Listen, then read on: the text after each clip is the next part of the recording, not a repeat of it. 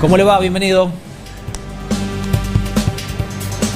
Sergio, ¿cómo andamos? Noé, ¿cómo va? Sí, vamos a hablar de la desregulación del vino en Argentina, una noticia que a algunos los toma por sorpresa y a otros no, porque era algo que ya se venía hablando, incluso cambios que ya se venían prometiendo desde hace varios tiempos, y estamos con Sergio Villanueva, él es el gerente de la Unión Vitivinícola Argentina, para preguntarle en primer lugar cómo toman esta noticia y estos cambios. ¿Cómo le va, Sergio?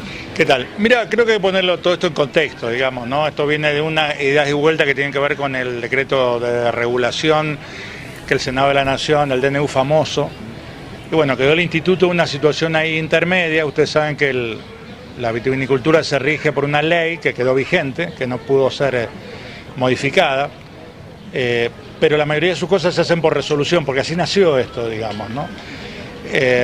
Cuando esto pasó, hubo una reunión en la sociedad rural, digamos, porque en ese momento era la exposición, era un stand de la Secretaría de Agricultura, y se juntaron provincias, entidades, todos los actores, y acordaron 10 puntos que deberían quedar dentro del esquema de regulación, no de lo que debería quedar, digamos, que no son regulaciones, son normativas, que era muy importante que eso quedara. Luego, el propio presidente del instituto, por lo que me cuentan, bueno, yo participé de alguna, hizo un consenso del viñatero del norte hasta el bodeguero de acá, de todos, y se consideraron esos 10 puntos aproximados, que son cosas básicas para mantener la identidad del vino argentino, para proteger al consumidor y para proteger la genuinidad. Luego salió este decreto que de alguna manera algunas de esas cosas las elimina. Entonces, de las 900 normas es probable que el 95% estén bien, porque son cosas anacrónicas, hojarascas, fuera de uso, y hay otro que no, que hace un poco la política vitivinícola, que es el control básico de volúmenes, de grado alcohólico, y eso seguramente las provincias en estos días, seguramente esta semana, posiblemente tengan algunas reuniones con desregulación y con Secretaría de Agricultura para encontrar un punto intermedio, porque la política vitivinícola pertenece a las provincias, no es de la nación.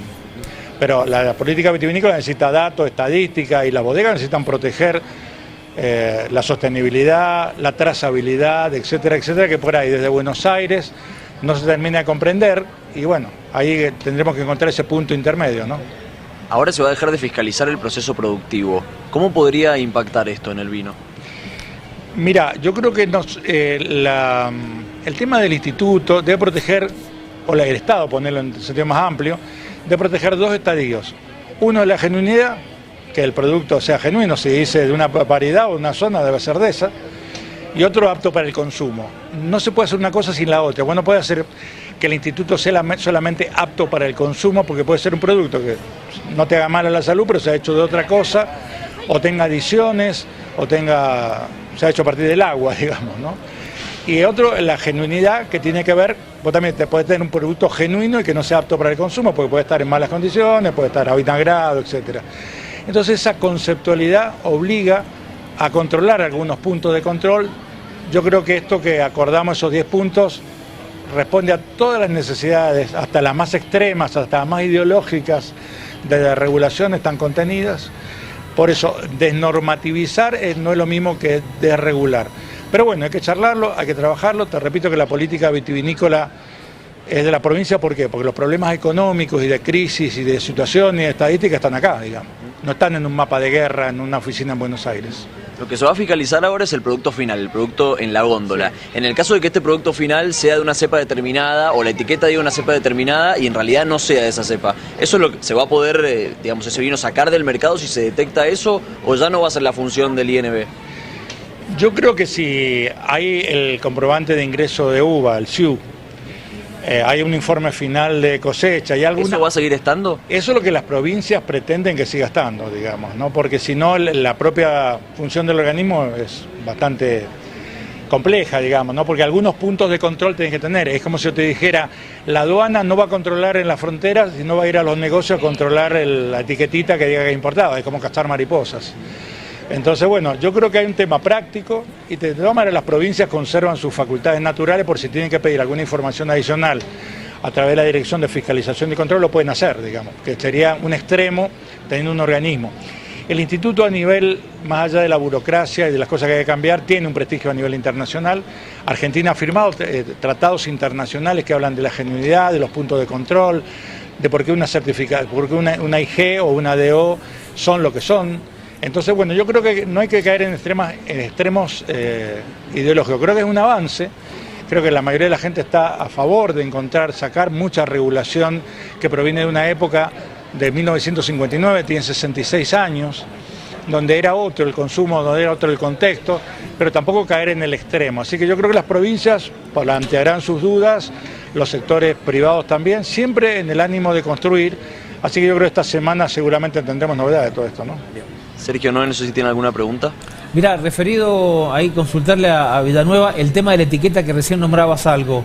A ver, ¿va a llevar el nombre, el varietal, por supuesto, y el año del vino? O a ver, o puedo estar tomando un vino del 2019, del 2020 y el 2024 o al revés. A ver si me explico, Sergio. ¿Se entiende? El año donde, sí, no, de producción. Está clarísimo que... Claro, el tema es que lo van a seguir haciendo, sin duda, no creo que haya mayores cambios, pero está bueno que haya una fiscalización de algunos temas para que sean verdaderos. Claro. Porque no es que vaya a afectar muchas cosas, pero afecta, no es lo mismo un productor que produce una variedad en una zona, etcétera, etcétera, que otro que lo produce en otra zona, otra variedad, o que va a otro vino. Eso hace un poco la lealtad comercial y a la competencia entre las distintas bodegas, entre distintas regiones. Entonces, establecer ciertas cosas mínimas y básicas es necesario, no es que lo va a dejar de tener. Claro. Lo importante es que eso pueda ser comprobable, trazable y de alguna manera se pueda seguir, digamos, ¿no? Sergio, esto puede, lamentablemente, y lo pregunto así un poco en forma más callejera, ¿puede afectar la calidad del vino si se desregula? No, no le afecta porque los contextos han cambiado. Yo creo que eso hay un universo mucho más chico de cuestiones a controlar. Pero bueno, esto no pasa acá en Argentina, pasa en el mundo. Algunos controles hacia la... En realidad el instituto no gestiona calidad.